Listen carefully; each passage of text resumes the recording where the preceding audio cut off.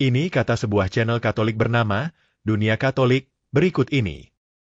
Beberapa orang yang mengklaim dirinya reformator Protestan menunjukkan ciri-ciri yang bisa dikaitkan dengan kepemimpinan kultus.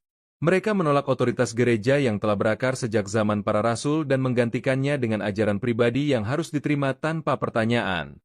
Beberapa di antaranya bahkan menindas perbedaan pendapat, mengecam siapapun yang menolak doktrin mereka, dan menciptakan pengikut yang fanatik. Dengan menolak tradisi apostolik dan mengandalkan tafsiran subjektif, mereka justru membangun sistem otoritas yang berpusat pada diri mereka sendiri. Benarkah para reformator masuk ke dalam ciri-ciri pemimpin kultus? Atau paus gereja Katolik Roma yang sebenarnya masuk ke dalam ciri-ciri pemimpin kultus? Jika Anda seorang Katolik, tolong saksikan video ini sampai selesai agar Anda tidak salah paham.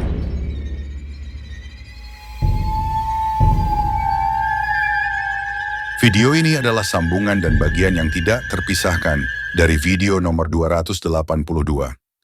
Jika Anda belum menyaksikan video itu, tolong saksikan dulu video itu, agar Anda mengerti konteks video ini. Marilah kita mulai. Pertama, berulang kali saya katakan bahwa saya senang jika ada seorang Katolik yang ingin menguji kebenaran yang disampaikan channel ini, karena semakin banyak orang mempelajari tentang teknik cuci otak dan propaganda dari sebuah kultus, maka ia semakin sadar dan tahu bagaimana caranya teknik cuci otak bekerja dan dimanfaatkan oleh grup-grup kultus untuk memanipulasi dan mengeksploitasi pengikutnya. Oleh karena itu, meskipun saya memiliki buku-buku psikologi kultus secara fisik ataupun soft copy-nya, tetapi saya berusaha untuk menyampaikan kutipan-kutipan penting melalui situs-situs di website, agar Anda bisa memeriksa sendiri kebenaran yang saya coba sampaikan. Dan saya sangat mendorong bagi siapapun juga untuk mencek kebenarannya, karena pengetahuan yang akan Anda peroleh tentang kultus akan membebaskan Anda dari jerat kelompok kultus. Tetapi Anda hanya akan dapat menilai kebenarannya secara objektif jika Anda jujur dalam memeriksa organisasi agama di mana Anda menjadi anggotanya. Karena bagi anggota kultus, mereka mengalami kesulitan untuk mengujinya secara objektif karena adanya proses teknik-teknik cuci otak. Misalnya Anda akan melakukan rasionalisasi pembenaran diri, ataupun Anda merasa takut untuk memeriksanya. Jadi Anda mesti cukup berani dan objektif dalam menilainya berdasarkan bukti-bukti yang ada. Kedua, seperti yang saya sampaikan di video 282, yaitu saya setuju bahwa ada kemungkinan gereja atau pendeta menjalankan praktek kultus, tetapi saya sulit menyepakati bukti-bukti tuduhan yang disajikan oleh channel The World of Catholic, karena channel itu tidak menyebutkan gereja mana, atau nama pendeta, atau nama reformator yang mempraktikkan kultus. Apalagi tuduhan itu hanya dalam bentuk sebuah opini pribadi, tanpa target objek yang jelas seperti berikut ini. Dalam psikologi, seorang pemimpin kultus biasanya memiliki ciri-ciri tertentu yang membedakannya dari pemimpin kelompok agama atau organisasi biasa. Berikut beberapa ciri utama yang sering ditemukan. Karisma yang berlebihan, mampu mempengaruhi orang dengan retorika yang kuat, emosional, dan meyakinkan. Menampilkan diri sebagai penyelamat atau figur yang sangat dihormati. Memanipulasi emosi pengikut untuk membangun loyalitas ekstrim. Di dalam pernyataannya itu, channel Katolik sama sekali tidak menyebutkan siapa, gereja mana, dan bagaimana pemimpin kultus itu bisa tampil sebagai penyelamat, atau figur yang sangat dihormati, semua tanpa penjelasan, sehingga tanpa bukti-bukti yang sah, kita hanya bisa berpikir bahwa semuanya itu hanyalah opini pribadi dari channel Katolik itu. Tetapi, ciri-ciri pemimpin kultus yang dijelaskan oleh channel Katolik itu bisa merujuk kepada paus gereja Katolik sebagai sosok pribadi yang sangat dihormati, bukan? Tentunya, kita masih ingat dengan kunjungan Paus Fransiskus ke Indonesia beberapa waktu yang lalu, yang beroleh sambutan luar biasa dari berbagai kalangan. Nah, apakah bisa Paus Fransiskus disebut pemimpin kultus karena tampil sebagai figur yang sangat dihormati? Dan setahu saya, tidak ada satupun figur dari pihak Protestan yang tampil begitu dihormati seperti paus-paus gereja Katolik, bukan? Jadi apakah Paus termasuk ke dalam ciri-ciri pemimpin kultus seperti yang dijelaskan channel Dunia Katolik? Dan tahukah Anda bahwa Paus Bonifasius ke-8 pernah tampil sebagai penyelamat saat mendeklarasi pernyataan ex katedranya yang terkenal, Unam Sanctam, yang berbunyi, Kami mendeklarasikan, kami memproklamasikan, kami mendefinisikan bahwa setiap makhluk manusia berkeperluan mutlak, demi beroleh keselamatan, untuk tunduk kepada Paus Roma. renungkan seorang Paus mengklaim bahwa keselamatan kekal manusia tergantung kepada ketundukan dan ketaatan kepada seorang Paus. Tentunya, deklarasi ex katedra Paus Bonifasius itu membuat kita bertanya-tanya, bukankah keselamatan itu hanya bisa diberikan oleh Tuhan Yesus? Lalu mengapa Paus bisa memberikan keselamatan bagi orang yang taat dan tunduk kepadanya? Bukankah Paus Bonifasius telah mencuri kemuliaan Allah yaitu Kristus, karena telah meninggikan dirinya sejajar dengan Kristus? Dan menariknya, channel Katolik mengatakan, Menampilkan diri sebagai penyelamat atau figur yang sangat dihormati. Memanipulasi emosi pengikut untuk membangun loyalitas ekstrim. nah, inilah jawabannya, yaitu dengan mengaitkan keselamatan kekal seseorang dengan ketaatan dan ketundukan kepada Paus, maka Paus Bonifasius waktu itu sedang memanipulasi pengikut untuk membangun loyalitas yang ekstrim. Renungkan jika keselamatan kekal kita dikaitkan dengan ketaatan dan ketundukan kita kepada Paus Roma, bukankah kita akan sangat setia dan loyal yang ekstrim kepada Paus? Karena jika tidak setia dan loyal, maka kita tidak akan selamat. Nah, apakah Paus Gereja Roma telah memenuhi ciri-ciri pemimpin kultus? Poin ketiga, mari kita dengar kembali keterangan channel The World of Catholic tentang ciri-ciri pemimpin kultus berikut ini. 4. Eksploitasi dan kepatuhan buta. Menuntut kepatuhan penuh dari pengikutnya tanpa pertanyaan. Bisa memanfaatkan pengikut secara finansial, emosional, atau bahkan fisik. Kadang menggunakan ancaman terselubung untuk mempertahankan kendali. Nah, jika Anda menonton video itu secara utuh, maka channel Katolik itu juga gagal mengidentifikasi siapa atau gereja Protestan mana yang memenuhi kriteria sebagai pemimpin kultus. Tetapi, sekali lagi saya bisa merujuk Paus Gereja Katolik memenuhi ciri-ciri kultus seperti yang dijelaskan oleh channel Katolik itu, yaitu bagaimana Paus Gereja Roma bisa mengeksploitasi umatnya, menuntut kepatuhan kepada Paus Gereja Roma secara membabi buta. Dan modus operandinya sangat mudah, yaitu dengan teknik cuci otak yang sudah berulang kali saya sampaikan, yaitu manipulasi mistis. Teori ini dicetuskan oleh Robert J. Lifton dalam bukunya, Thought Reform and the Psychology of Totalism. Saya telah mengulasnya di banyak video, misalnya di video nomor 203 dan 268. Lifton mengatakan bahwa pemimpin kultus memanipulasi pengikutnya seolah-olah beroleh penetapan atau pemilihan secara ilahi, sehingga pemimpin kultus punya suatu wawasan khusus atau hak khusus yang tidak dimiliki oleh orang lain. Dan biasanya saya mengatakan bahwa pemimpin kultus mengklaim bagi dirinya sendiri memiliki sesuatu yang spesial, bombastis, dan bersifat mistis untuk memanipulasi pengikutnya agar beroleh ketaatan mutlak. Dalam konteks gereja Katolik, perhatikan klaim-klaim manipulasi mistis yang disampaikan oleh channel Dunia Katolik berikut ini.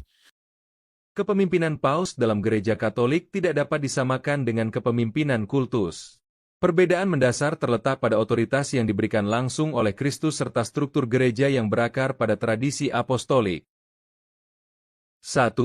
Otoritas Paus bersifat apostolik, bukan pribadi. Yesus sendiri memberikan otoritas kepada Petrus dengan jelas dalam Yohanes 21 ayat 15-17. Gembalakanlah domba-dombaku. Petrus tidak bertindak atas otoritas pribadinya, tetapi atas mandat Kristus. Paus, sebagai penerus Petrus, juga tidak bertindak berdasarkan interpretasi atau kehendak pribadinya, melainkan berdasarkan ajaran yang telah diwariskan dalam tradisi dan magisterium. Di dalam keterangan yang baru kita dengar itu, saya ingin menekankan klaim dari Paus Gereja Katolik yang beroleh otoritas apostolik langsung dari Kristus sesuai dengan Yohanes 21 ayat 15-17. Inilah yang disebut sebagai teknik manipulasi mistis, yaitu Paus dan Gereja Roma mengklaim beroleh sesuatu yang spesial dan bersifat mistis, yaitu pemilihan secara ilahi, yang menjadikan diri Paus dan gerejanya memiliki hak otoritas khusus yang tidak dimiliki oleh orang lain. Tentunya, channel Dunia Katolik memiliki argumen sendiri sebagai sebuah pembenaran, mengapa Paus layak beroleh otoritas ilahi. Tetapi di dalam psikologi kultus, argumen pembenaran diri apapun yang dibuat oleh channel itu tidak penting. Yang penting adalah adanya klaim-klaim itu masuk ke dalam salah satu ciri-ciri kultus.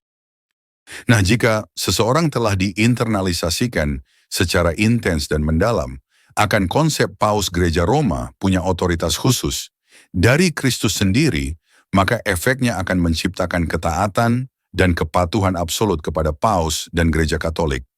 Karena umat Katolik percaya mentaati dan mengikuti Paus dan Gereja Katolik, maka mereka akan anggap sama dengan mengikuti dan mentaati Kristus sendiri. Dan ayat manipulasi yang sering digunakan adalah Kitab Ibrani 13, ayat 17. Taatilah pemimpin-pemimpinmu, dan tunduklah kepada mereka, sebab mereka berjaga-jaga atas jiwamu. Dan Lukas 10, ayat 16. Barang siapa mendengarkan kamu, ia mendengarkan aku. Dan barang siapa menolak kamu, ia menolak aku. Dan barang siapa menolak aku, ia menolak dia yang mengutus aku. Nah, karena Paus dianggap sama dengan Kristus sendiri, maka dengan mudah Paus bisa mengeksploitasi jemaatnya dari segi finansial, emosional, dan lain-lain. Karena mengira perkataan Paus adalah sama dengan perkataan Kristus, sehingga jemaatnya akan menjalankan perintah Paus dengan sukacita dan sukarela. Misalnya, Anda lihat kemegahan gedung Gereja Santo Petrus Basilika. Menurut Anda, dari mana Paus bisa membangun gedung yang begitu megahnya? Salah satunya dari penjualan indulgensi dan pajak gereja yang dipraktekkan di abad pertengahan. Dan tentunya Anda ingat dengan perang salib yang memakan banyak korban dari pihak gereja Katolik dan Muslim. Bagaimana para tentara salib atau crusader bersedia berperang? Karena mereka merasa sedang berperang bagi Tuhan dan membela iman Kristen. Apalagi diiming-imingi pemberian indulgensi oleh gereja, maka para crusaders tersebut bersedia mati berpikir bahwa dosa-dosa mereka beroleh pengampunan. Dan tidak hanya sampai di situ saja, Paus juga menggunakan ancaman terselubung untuk mempertahankan kendali otoritasnya dengan cara mengancam orang-orang yang tidak tunduk dan taat kepada gereja Roma akan dihukum mati sesuai dengan ayat-ayat Alkitab. Perhatikan kitab Ulangan 17 ayat 12 berikut ini. Orang yang berlaku terlalu berani dengan tidak mendengarkan perkataan imam, yang berdiri di sana sebagai pelayan Tuhan, Allahmu, ataupun perkataan hakim, maka orang itu harus mati. Demikianlah harus kau hapuskan yang jahat itu dari antara orang Israel. Keempat, klaim manipulasi mistis yang dibuat oleh pemimpin kultus adalah tanda utama yang harus kita waspadai dalam menilai dan menentukan sebuah grup itu sebuah kultus atau bukan. Kita harus curiga dan waspada saat ada seseorang mengklaim hal yang bombastis dan bersifat mistis. Dan apalagi jika orang itu memasukkan dirinya sendiri menjadi bagian dari Alkitab atau menggenapi nubuatan kitab suci, seperti misalnya menjadi Mesias yang dijanjikan kedatangannya di Alkitab. Menjadi nabi seperti Nabi Musa di kitab Ulangan 18 ayat 15. Pemimpin saksi Yehua mengklaim menggenapi nubuatan Kristus tentang golongan hamba yang setia dan bijaksana di Matius 24 ayat 45. Dan klaim gereja Katolik bahwa Kristus telah memberikan otoritasnya kepada Paus sesuai dengan Yohanes 21 dan lain-lain klaim yang spektakuler dan bersifat mistis. Nah, apakah para reformator pernah mengklaim hal-hal tersebut? Saya tidak pernah mendengarnya.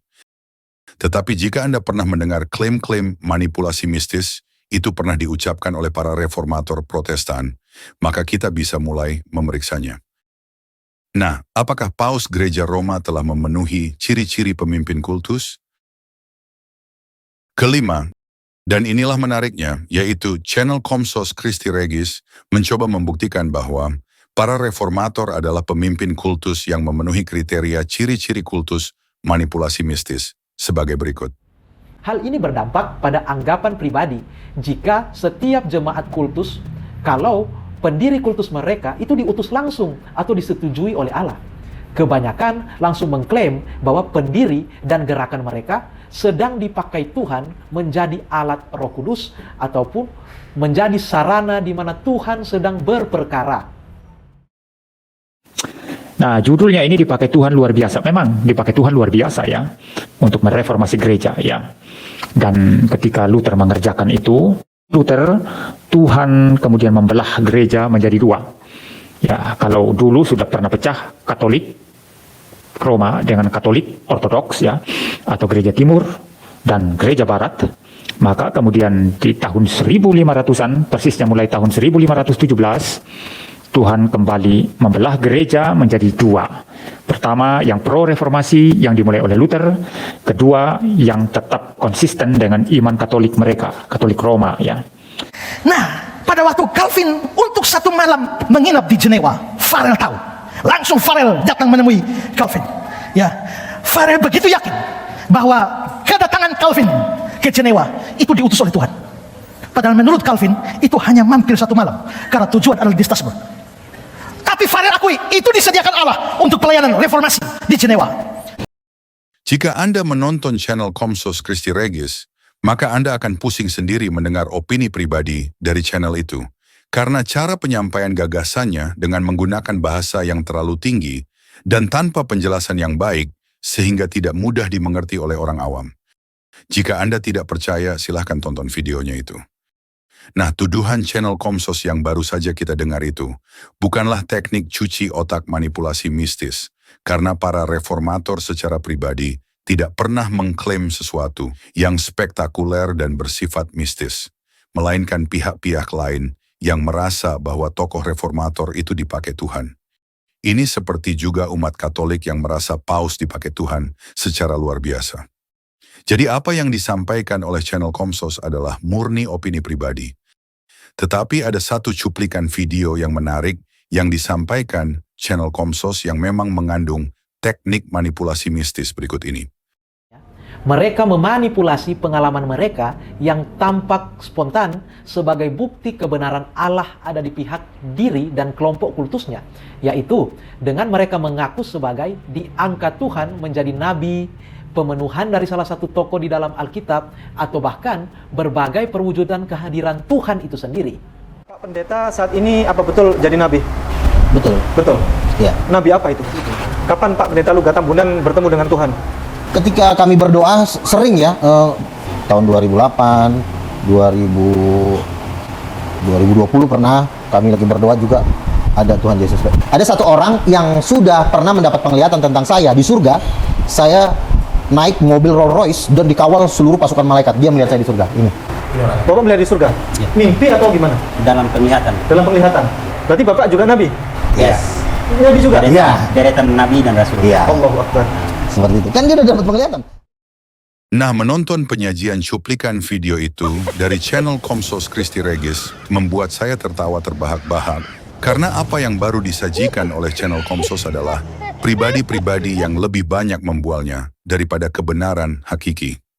Channel Komsos hanya asal menyajikan cuplikan dari manapun sumbernya agar terlihat benar.